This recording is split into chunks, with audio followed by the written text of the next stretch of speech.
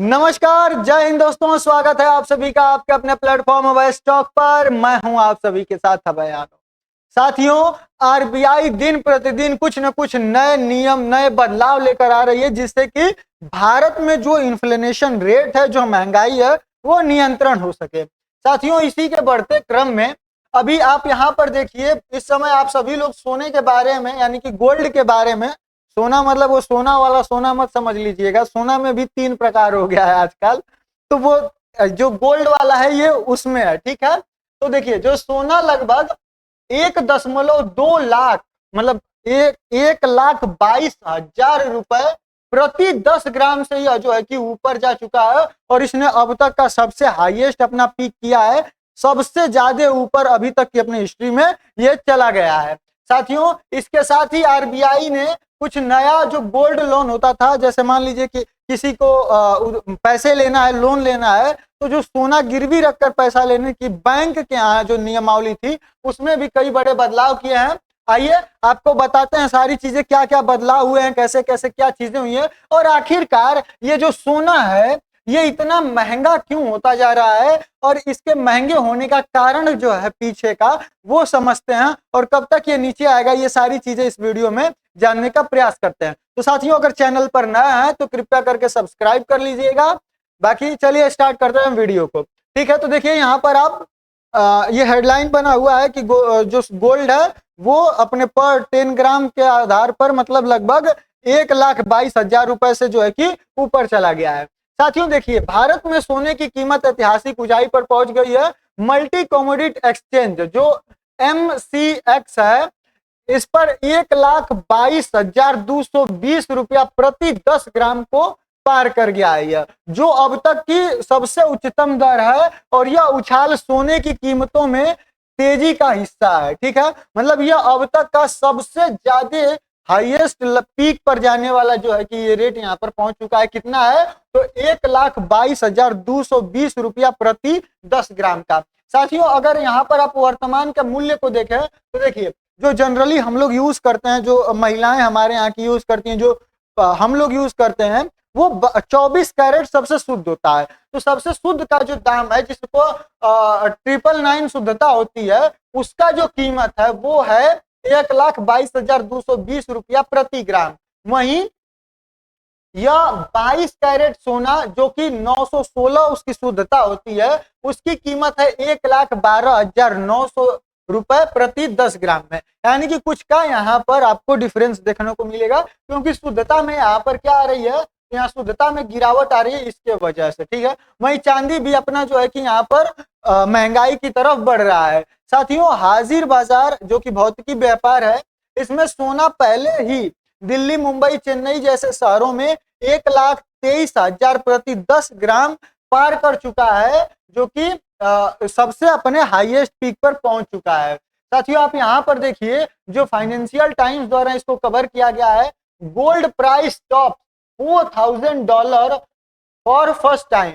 यहाँ पर जो इंटरनेशनल मार्केट भी है, उसमें भी यह जो है कि मतलब $4,000 से ऊपर जो है कि ये पूरा पहुंच चुका है। अब ये उछाल का कारण समझते हैं कि इसकी महंगाई का मेन कारण क्या है, ये इतना महंगा हो क्यों रहा है। तो देखिए, पहला है वैश्विक आर्थिक अनिश्चितता।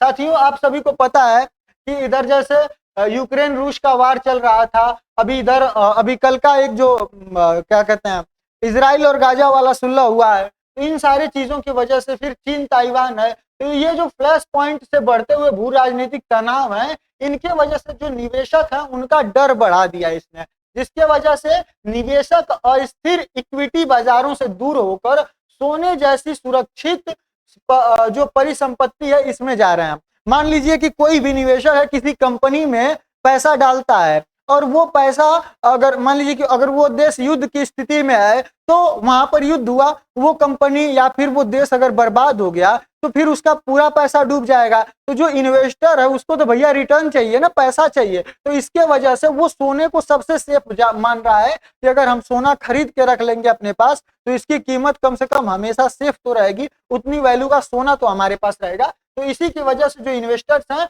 वो इसमें जा रहे हैं। साथ ही ऐतिहासिक रूप से युद्ध या मंदी की आशंकाओं के समय सोने की कीमतें बढ़ जाती हैं, क्योंकि मुद्राएं हैं जो करेंसीज हैं उनमें उतार चढ़ाव होने पर भी इसका मूल्य जो है कि वो बना रहता है। वहीं फेडरल रिजर्व के डोविश का क्या संकेत है, तो देखिए अमेरिकी फेडरल रिजर्व ने हाल ही में संकेत दिया है कि ब्याज दरों में बढ़ोतरी की यहाँ पर संभावना है।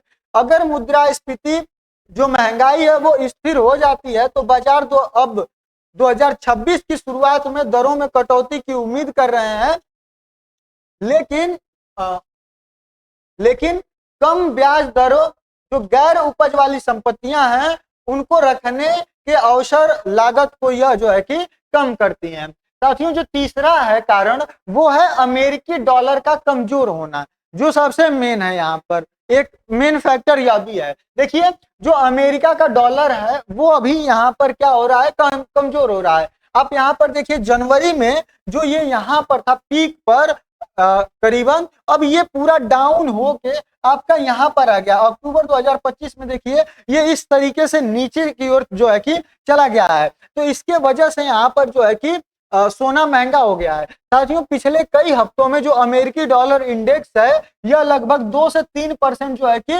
नीचे आया है, कमजोर हुआ है। साथियों कमजोर डॉलर का मतलब है कि जो विदेशी मुद्रा धारक हैं वो सोना सस्ता हो जाता है, जिसके वजह से महंगाई बढ़ जाती है। यानी कि जो विदेशों के इन्वेस्टर्स हैं, तो देखिए जब डॉलर कम होता है, डॉलर का रेट कम होता है ना, तो सोना वहां पर सस्ता हो जाता है, तो इसके वजह से वो लोग सोने को ज्यादा खरीदते हैं। वहीं भारत में यह प्रभाव अपेक्षाकृत स्थिर रूप से और भी बढ़ जाता है, जिससे घरेलू कीमतों को कम सहारा मिलता है, जिसका अर्थ है कि यहाँ पर जो स्थानीय सोना होता है वो यहाँ पर महंगा हो जाता है। यानी कि भारत में जो है वो सोना, जो घरेलू सोना है वो यहाँ पर महंगा हो जाता है, क्योंकि विदेशी जो होते हैं, विदेशी जो मुद्रा धारक होते हैं, डॉलर जब कम होता है तो सोना ज्यादा वो खरीदते हैं क्योंकि वो सस्ता हो जाता है। जो चौथा कारण है वो है केंद्रीय बैंकों की खरीदी। देखिए जो सेंट्रल बैंक्स हैं उनकी खरीदी का कारण, दुनिया भर के जितने भी मतलब देश हैं वो चाहते हैं कि जो डॉलर का प्रभुत्व है, जो डॉलर की शक्ति है वो कमजोर पड़े, क्योंकि आपने देखा होगा अमेरिका इधर टैरिफ, सैंक्शन मतलब प्रतिबंध वगैरह लगा रहा था। तो वो क्यों लगा रहा था, क्योंकि दुनिया के जितने भी देश हैं वो क्या करते हैं, मतलब कि भारत इसमें भी इंक्लूडेड है, भारत को भी लेकर अगर चलें तो भारत भी अपने जो फॉरेक्स रिजर्व है उसमें आप सभी को पता है सबसे ज्यादा डॉलर रखता है। लेकिन अब डॉलर रखने का मतलब सारा व्यापार डॉलर में करता है, तो जो दुनिया के अब देश हैं वो सोच रहे हैं कि अगर डॉलर का प्रभुत्व कम करना है, डॉलर से सैंक्शन का मतलब ये जो प्रतिबंध लगा रहा है उसको घटाना है, तो हम सोना रख लेते हैं, व्यापार सोने में कर लेंगे, क्योंकि सोना हर जगह चलेगा। तो इसलिए जो सारे देश हैं वो सोना खरीदने में लगे हुए हैं। देखिए विश्व स्वर्ण परिषद के अनुसार वैश्विक केंद्रीय बैंकों ने 2024 में 1000 टन से ज्यादा जो सोना है वो खरीदा है, जो इतिहास में दूसरा सबसे ज्यादा है। मतलब 2024 में ही 1000 टन से ज्यादा यहाँ पर सोना जो वैश्विक केंद्रीय बैंक है उन लोगों ने खरीद लिया है। अब इसका अर्थ क्या है, अब ये लोग सोना जो है खरीद रहे हैं, यानी कि मार्केट में सोना कम हो रहा है, तो मार्केट में जब कोई चीज कम होती है उसकी मांग ज्यादा होती है तो उसका रेट ऑटोमेटिकली बढ़ जाता है। तो वही हाल यहाँ पर हुआ है, जो केंद्रीय बैंक हैं वो सोना खुद ही खरीद लिए हैं, जिसके वजह से मार्केट में सोने की कमी हो गई है या फिर डिमांड उसका बहुत ज्यादा है, इसके वजह से यहाँ पर जो है कि इसका रेट बढ़ गया है। साथियों चीन, रूस, तुर्की और भारत जैसे देश अपने भंडारण में जो भंडार करते हैं फॉरेन रिजर्व का, उसमें अमेरिकी डॉलर को अलग कर रहे हैं। आप सभी को पता है कि ये सारे देश हैं, सबसे ज्यादा तो परेशान यहाँ पर रूस हुआ, तो ये जो सारे देश हैं, ये चारों जो देश हैं यह भी चाहते हैं कि अपना जो है हम लोग यहाँ डॉलर कोई प्रतिबंध लगाए, उससे अच्छा भैया हम डॉलर रखबे न करेंगे, रखेंगे नहीं, हम व्यापार दूसरे में कर लेंगे, सोना में कर लेंगे, क्या फर्क पड़ जाएगा। तो इसके वजह से ये सारी चीजें यहाँ पर हो रही हैं। साथियों इस तरह की संस्थागत खरीदारी मांग और कीमतों दोनों को ही यहाँ पर बढ़ा देती है, तो इस तरीके से डॉलर नीचे गया। अब नेक्स्ट जो है वो है कि यहाँ पर जो महंगाई है उसका बचाव और जो पोर्टफोलियो है उसका विविधीकरण क्या है। तो देखिए प्रमुख अर्थव्यवस्थाएं जैसे कि अमेरिका हो गया, यूरोपीय संघ हो गया, जापान हो गया, भारत हो गया, इनमें लगातार महंगाई के अन्य परिसंपत्तियों का वास्तविक प्रतिफल कम कर दिया है। सोना मूल्य के भंडारण के रूप में कार्य करता है, जो मुद्रा मूल्य के क्षरण के समय क्रय शक्ति को बनाए रखता है। यानी कि मान लीजिए कि कोई भी जो सोना है वो तो उसका रेट हमेशा एक स्थिर तरीके से ही रहता है, ठीक है, लेकिन जो किसी देश की वैल्यू होती है, करेंसी की वैल्यू होती है, वो नीचे ऊपर होती रहती है। तो उस समय जो सहायक होता है, मतलब आप लोगों को याद भी होगा जब डॉक्टर मनमोहन सिंह वित्त मंत्री थे, जिस समय भारत के पास पैसा कम बचा था, तो भारत ने क्या किया था कि अपना सोना ही गिरवी रखा था ना। तो उसके वजह से जो है देश वो इस तरीके से सोने को रखना चाहते हैं ताकि वहां पे महंगाई जो है वो कंट्रोल हो सके। वहीं भारतीय परिवार जो पारंपरिक रूप से सोने को बचत के रूप में देखते हैं और खरीद भी इसकी बढ़ा रहे हैं, खासकर त्योहारों और सर्दियों के मौसम में। आप सभी लोगों को पता है अभी तो धनतेरस दिवाली आने वाली है और हमारे यहाँ परंपरा है धनतेरस पर कुछ ना कुछ लेने की। तो यहाँ पर ज्यादा लोग जो है वो इन्वेस्ट करेंगे। ज्यादा जो है कि यहाँ पर भारत के लोगों का यह मानना होता है कि अगर कोई चीज इन्वेस्ट करनी है तो सोने को खरीद कर रख लो, बाद में काम देगा। तो इसके वजह से जो है कि यहाँ पर महंगाई बढ़ी है। अगर ऐतिहासिक प्रपक्ष देखें आप तो देखिए 2008 में सोना औसतन जो इसकी कीमत थी प्रति 10 ग्राम वो 12,000 प्रति 10 ग्राम सोने की कीमत थी 2008 में, यह वैश्विक वित्तीय संकट के समय। वहीं 2011 में 28,000, वहीं 2020 में 55,000, 24 में 69,000 और यहाँ पर आप देखिए 25 में 1,22,000 से भी अधिक चला गया है। साथियों इस प्रकार सोने में 17 वर्षों में 10 गुना जो है कि वृद्धि हुई है, जो दर्शाता है कि यह भारत का पसंदीदा धन रक्षक क्यों बना हुआ है, क्यों भारत इतना ज्यादा जो है कि इसको खरीद कर रखना चाहता है। साथियों ये आप जो है कि टोटल 20 वर्षों का ग्राफ देख सकते हैं, जिसमें 2005 से लेकर 2025 में यहाँ के बाद से कितनी तेजी से ये ऊपर गया है आप सभी लोग समझ सकते हैं। देखिए यहाँ से तो ये ऐसे कुछ करके आया है, लेकिन यहाँ के बाद जब ये उठा है तो कितनी तेजी से 2022 के बाद से ये एकदम बूम करके ऊपर चला गया है। अब साथियों इस पर भारत पर क्या प्रभाव पड़ेगा, तो देखिए आयात और चालू खातों की बात करें तो इसमें भारत सालाना 700 से 800 टन से अधिक सोना यह आयात करता है, मंगाता है। वहीं क्या कहते हैं सोने की बढ़ती कीमतें आयात बिल बढ़ा देंगी, जिससे जो चालू खाता है जिसको सीएडी कहा जाता है वो यहाँ पर बिगड़ जाएगा। वहीं सरकार आयात शुल्क पर समीक्षा पर विचार कर सकती है। आई थिंक सीएडी इस समय करीबन 6% के आसपास सोने पर है। वहीं आभूषण और उपभोक्ता क्षेत्र की बात करें तो देखिए ऊंची कीमतों के कारण आभूषण की मांग में अल्पकालिक मंदी देखी जा सकेगी, क्योंकि जो सोना है वो महंगा हो जाएगा तो लोगों के पास मतलब लोग अब इसको कम खरीदेंगे, ठीक है। तो जो आभूषण वगैरह हैं, ज्वेलरी वगैरह हैं, शादियां पड़ने वाली तो वो लोग इसको कम खरीदेंगे। हालांकि त्योहारी खरीदी जैसे कि अभी नवरात्रि, दिवाली और शादियों का भी त्योहार आने वाला, मतलब शादियों का भी टाइम आने वाला है, अभी आपका धनतेरस दिवाली है, तो इस समय में अभी भी जो मध्यम है वो मांग को बढ़ा देगी। यानी कि इन सारी वजहों से अभी भी जो है कि यहाँ पर सोने की मांग अभी बढ़ी रहेगी। वहीं जो मतलब जौहरी हैं, जो सोने के व्यापारी हैं, उनके अनुसार छोटे जो आभूषण हैं या फिर जो हल्के डिजाइन के पेश कर सकते हैं उनको वो लोग लेकर आएंगे कि छोटे छोटे डिजाइन के चीजें जो है कि यहाँ पर दी जाए, ठीक है। अब साथियों बात करें कि निवेश बाजार की तो देखिए गोल्ड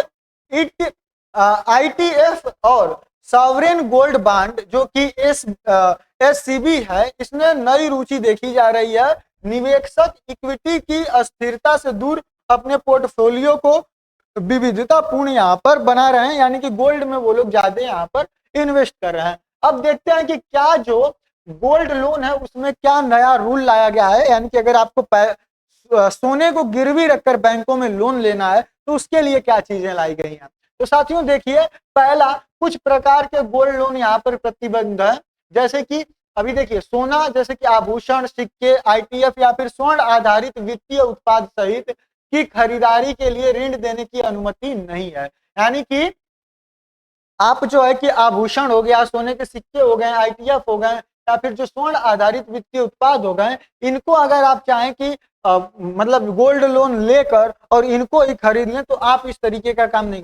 मान लीजिए कि आपको जैसे अगर आप सोना रखते हैं गिरवी बैंक के पास, अगर आप बैंक के पास अपना सोना गिरवी रखते हैं गोल्ड को, तो देखिए बैंक इस पर जो ब्याज दर लगाता है, वो इस पर जो इंटरेस्ट लगाता है ना, वो इंटरेस्ट यहाँ पर कम लगता है, कम लगता है। क्यों? क्योंकि बैंक के पास आपका सोना पड़ा हुआ है, उसको पता है कि अगर व्यक्ति अपना पैसा नहीं चुकाएगा तो हम ये सोना बेचकर अपना पैसा, हमारा पैसा सेफ है। लेकिन अगर आप पर्सनल लोन लेते हैं, होम लोन लेते हैं, तो वहां पर दिक्कत होती है कि क्या पता, मतलब वहां पर ज्यादा दिक्कत ना होगी। अब भाई मान लीजिए कि कोई गाड़ी लिया, उस गाड़ी पर लोन ले लिया, ठीक है, अब वो क्या किया, लोन अपना नहीं चुका रहा है, तो अब बैंक वाले बेचारे स्टाफ हायर करें उनको खोजने के लिए, उस गाड़ी को खोजा जाता है, फिर उसको पकड़कर जब्त किया जाता है, उसके बाद उसकी नीलामी की जाती है। हो सकता है कि कीमत उसकी घट गई हो, गाड़ी की कुछ दिन हो गया हो तो गाड़ी की कीमत घट गई हो, जितना लोन हो वो भी ना मिले, वो भी पैसा ना मिले,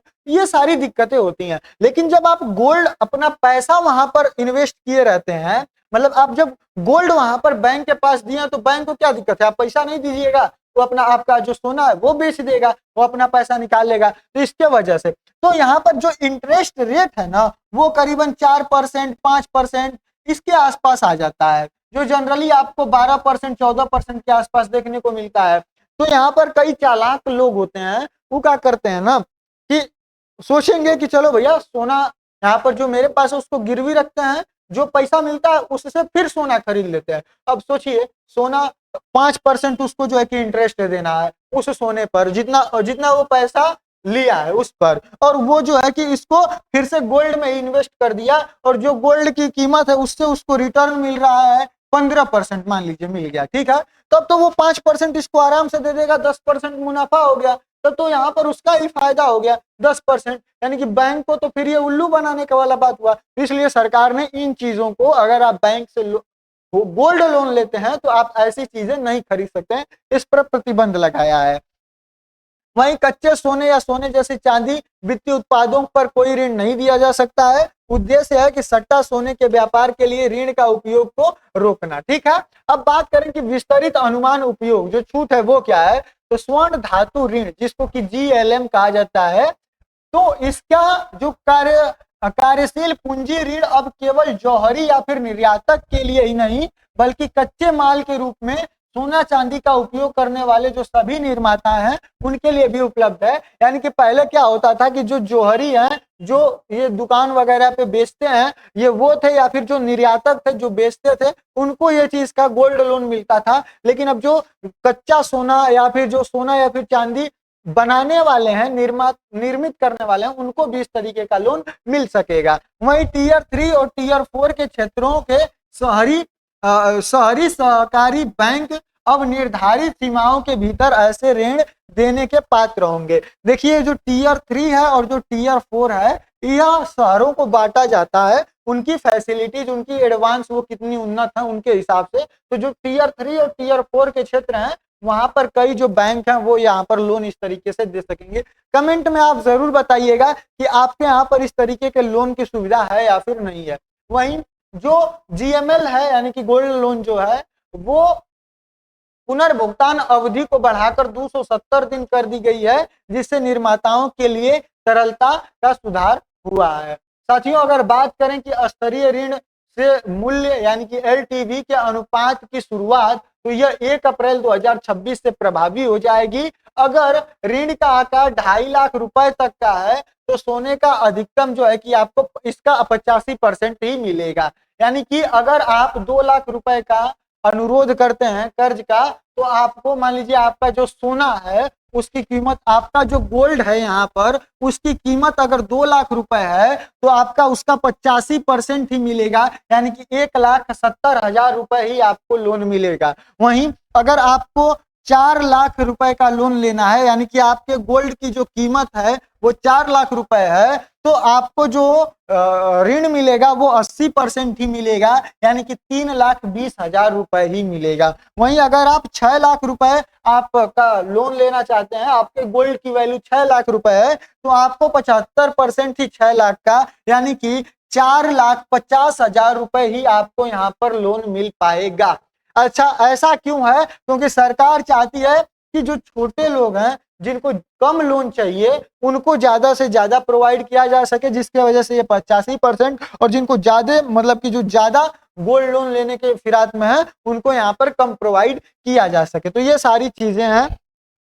आइए आगे आपको बताते हैं कि जो मानकीकृत मूल्यांकन पद्धति है वो 1 अप्रैल 2026 से यहाँ पर लागू हो जाएगी। यानी कि गिरवी रखे गए सोने का मूल्य इस प्रकार निर्धारित किया जाएगा। मान लीजिए ठीक है, आपने अभी रखा, अभी के हिसाब से क्या था, तब के हिसाब से क्या है, रेट हमेशा इधर उधर होता रहता है ना। तो रेट कैसे फिक्स किया जाए? मान लीजिए आज कुछ और रेट होगा, कल जो है कि गोल्ड का रेट कुछ और हो गया, मान लीजिए 10 रुपए, 100 रुपए, 1000 रुपए जितना है वो बढ़ गया, तो किस तरीके से निर्धारित किया जाएगा? तो देखिए, जो पिछले दिन के बाजार का मूल्य होगा, यानी कि कल का जो मूल्य होगा, जो अभी बीत गया है कल, उसका जो मूल्य होगा और उसकी जो न्यूनतम जो उसकी वैल्यू रही होगी वो, या फिर जो 30 दिन है पिछला उनका जो औसत निकलेगा उसके आधार पर जो है कि उसकी कीमत तय की जाएगी। साथियों, इसमें निर्माण शुल्क, पत्थर और रत्नों का मूल्यांकन बाहर रखा जाएगा। कई बार आप लोगों ने देखा होगा, मान लीजिए कि कोई आप लोग गोल्ड की यहाँ पर रिंग लेते हैं, अंगूठी लेते हैं, तो इसमें यहाँ पर आपको कई बार जो है कि मान लीजिए इसमें डायमंड लगवाए हैं, या फिर कई लोग कई प्रकार के यहाँ पर पत्थर वगैरह लगवा देते हैं। तो अगर आप वो लगवाए हैं और ये टोटल का मूल्य मान लीजिए कि 2 लाख रुपए है, ठीक है, 2 लाख रुपए यहाँ पर इस टोटल का मूल्य है, लेकिन इसमें जो सोना है उस सोने का मूल्य मात्र 1.5 लाख रुपए ही है। तो आपको जो लोन मिलेगा वो 1.5 लाख रुपए का मिलेगा। ये नहीं कि आप जब जाएं अंगूठी लेकर तो कहें कि भैया ये अंगूठी तो हम 2 लाख में खरीदे थे, इसमें ये चीज है, इसको बनवाई, मतलब उसको बनाने का जो प्रोसेस होता है उसकी भी चार्ज लगता है, उसका भी जो है कि जो सुनार लोग होते हैं, जो जोहरी होता है वो उसका भी पैसा उसमें जोड़ता है। तो जो एक्चुअल इसमें जो सोना है, जो उसकी कीमत है, वो ही उस पर ही लोन मिलेगा, ना कि आप जितने में खरीद कर मान लीजिए लाए थे 2 लाख में, तो आप सोचे 2 लाख मिल जाए, तो वो चीज यहाँ पर आपको नहीं मिलने वाली है। तो ये चीज आपको ध्यान रखने वाला यहाँ पर है। अब बात करें कि मूल्यांकन पद्धति, देखिए ऋण समझौता जो होगा उसमें यह स्पष्ट रूप से लिखा होगा कि मूल्यांकन पद्धति क्या है, किस आधार पर उसकी मूल्यांकन किया गया है, जो संपार्श्विक विवरण है वो, जो पुनर्भुगतान की सूची है वो, और जो नीलामी की प्रक्रिया है, यानी कि अगर आप पैसे नहीं दे पाते हैं तो उसको नीलाम करने की जो प्रक्रिया, उसको बेचने की, वो भी वहां पर लिखा होगा। अच्छा, इसके लिए नीलामी के लिए मान लीजिए पैसा जो लिया व्यक्ति है वो चुका नहीं पाया, तो उसको बेचेगा बैंक, तो उसके लिए भी सख्त नियमावली है। पहला है कि नीलामी के लिए आरक्षित मूल्य बाजार का 90% ही होगा। मान लीजिए कि आपने जो लोन लिया था 1 लाख रुपए का जो है कि आपके सोने की वैल्यू है, ठीक है, मतलब जो सोने का रेट चल रहा है वो 1 लाख का चल रहा है, तो जब वो इसको बेचेगा तो जो आपका सोना रखा हुआ है अगर उसकी वैल्यू 1 लाख रुपए हो रही है तो वो उसको मैक्सिमम कितने में, तो 90,000 से नीचे में नहीं बेच सकता है, ठीक है। तो जो बैंक है वो 90,000 से नीचे में यहाँ पर नहीं बेच सकता है। वहीं यदि 2 नीलामी विफल हो जाती है, मान लीजिए कि 2 बार जो है कि वो नीलामी कर चुका है, लेकिन वो जो है कि 90,000 कोई उसका रेट देने के लिए तैयार नहीं हो रहा है, तब बैंक उसको 85,000 या 85% मान के चलिए कि 85, अगर 1 लाख का सोना था आपका तो वो 85,000 रुपए जो है कि इसमें बेच सकता है, लेकिन 85,000 से कम की कीमत पर आपको वो इस सोने को नहीं बेच सकता है बैंक। साथियों, नीलामी से पहले जो उधार करता है उसको यहाँ पर सूचना देनी होगी। वहीं नीलामी से जो कोई भी प्राप्त मतलब अधिशेष होगा, यानी कि जो बकाया राशि होगी, 7 मतलब कार्य दिवस में उसके भीतर ही वापस हो जानी चाहिए। मान लीजिए कि जो व्यक्ति सोना गिरवी रखा था उसकी कीमत थी 1.5 लाख रुपए, उसको जब बेचा गया तो यहाँ पर मान लीजिए कि 1.5 लाख रुपए यहाँ पर उसको प्राप्त हुए बैंक को, तो वो क्या करेगा, मान लीजिए आपने बैंक से लोन लिया था मात्र 1 लाख रुपए का, ठीक है, अब यहाँ पर मिल कितना गया, 1.5 लाख रुपए, तो ये बाकी पैसे के तो हकदार आप हुए ना, जो लोन लिया था वो हुआ। तो ये 50,000 रुपए बैंक को 7 दिनों के अंदर उस व्यक्ति तक पहुंचाना होगा, और अगर बैंक ऐसा नहीं करता है तो उसके बाद पर डे उस पर जो है कि 5,000 रुपए का पेनाल्टी लगेगा, यानी कि 5,000 रुपए की उस पर जो है कि प्रतिदिन के हिसाब से उसको ब्याज देना पड़ेगा, ब्याज कहिए या उस पर जो है कि दंड कहिए जो भी होगा, ठीक है। वो यहाँ पर लिखा हुआ है 7 कार्य दिवसों के भीतर जो है कि ये यहाँ पर करना होगा ऋण बंद होने के दिन या फिर। अच्छा, आपको गोल्ड आपका मिलेगा कैसे वापस, तो देखिए या तो जैसे कि आप अपना जैसे ही पैसा जमा करने जाएंगे तो वो आपको तुरंत ही दे देगा, या फिर 7 दिनों के भीतर आपको जो आपका सोना है वो बैंक को आपको रिटर्न करना होगा। मान लीजिए आप फुल पेमेंट कर दिए तो आपको वो या तो उसी दिन मिल जाएगा या फिर 7 दिनों के भीतर ही आपको मिलेगा। और अगर इसमें देरी होती है, मतलब 7 दिनों के भीतर अगर देरी होती है ये होने में, आई थिंक यहाँ पर नहीं था, ये जो चीज मैं बताया हूँ ये इसके लिए नहीं था, मतलब कि वो आपको पहुंचाना है इसको भी कितने दिन, 7 दिन के अंदर ही जो ये पैसा 50,000 ये आप तक पहुंचाना है, ठीक है। लेकिन अगर आपका जो सोना गिरवी रखा हुआ है और आपने उसका फुल पेमेंट कर दिया तो वो पेमेंट होने के बाद यहाँ पर आपको 7 दिन के अंदर वो सोना आपके घर तक पहुंच जाना चाहिए, नहीं तो बैंक को मुआवजा देना होगा 5,000 रुपया प्रतिदिन के हिसाब से। साथियों, पूर्ण पुनर्भुगतान के बाद ऋण की देयता यहाँ पर समाप्त हो जाती है। उम्मीद कर रहा हूँ ये जितनी रिलेटेड चीजें थी आपको अच्छे तरीके से समझा पाया। आप लोग की अपनी क्या राय है कमेंट सेक्शन में जरूर बताइएगा। चैनल पर नए होंगे भैया तो सब्सक्राइब कर लीजिएगा, इतने बढ़िया तरीके से इतनी आसान से आपको ये सारी चीजें समझाया हूँ, ठीक है। उम्मीद कर रहा हूँ सारी चीजें समझा पाया, तो आप भी, आपका भी फर्ज है भैया सब्सक्राइब करना, कर लीजिएगा। मुझको पता है आप सभी लोग मुझसे उम्र में बड़े हैं, यूट्यूब मुझको पूरा बताता रहता है, एल्गोरिथम जो इसका है कि कौन आपकी वीडियोस को देख रहा है, इसलिए आप सभी का बहुत बहुत धन्यवाद जो हमसे बड़े होने के बाद भी हमारी बातों को सुनते हैं, हमें इतना प्यार देते हैं। आप सभी का बहुत बहुत धन्यवाद। चलिए हम मिलते हैं अगली वीडियो में किसी और इन्फॉर्मेशन के साथ, तब तक के लिए जय हिंद, जय भारत।